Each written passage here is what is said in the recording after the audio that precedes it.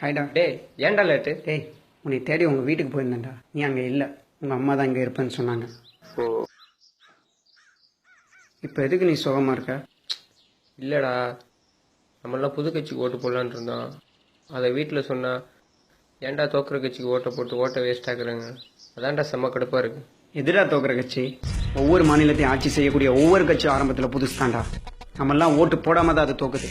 ஓட்டு போட்டால் கண்டிப்பாக ஜெயிக்கும். வீட்டில் சொன்னால் மட்டும் பரவாயில்லடா, நான் பார்க்குற எல்லாருமே அப்படி தான் சொல்கிறேன். இந்திய அரசியலை பற்றி உனக்கு என்னடா தெரியும்? நம்முடைய அரசியல் சட்டத்தை எடுத்து பாரு. இந்த நாட்டோட தலைநகர் டெல்லி ஆட்சி செய்யக்கூடியதே ஒரு புது கட்சி தான். அது வட மாநிலத்துக்கான பொருந்தும், நம்ம மாநிலத்துக்கெல்லாம் பொருந்தாது. ஏன்டா பொருந்தாது? பல வருஷமா இந்த மாநிலத்தை ஆட்சி செஞ்ச தேசிய கட்சியை தோக்கடிச்சது ஒரு மாநில கட்சி தான். மறந்துட்டாங்களா? நம்மள மாதிரி இளைஞர்லாம் எவன் தோக்குறவன் எவன் ஜெயிக்கிறவன் பார்த்து ஓட்டு போடக்கூடாது.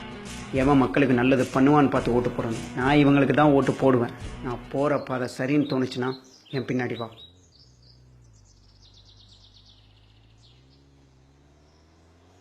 டேய், நானும் இந்த பாதையில் வாரேன்.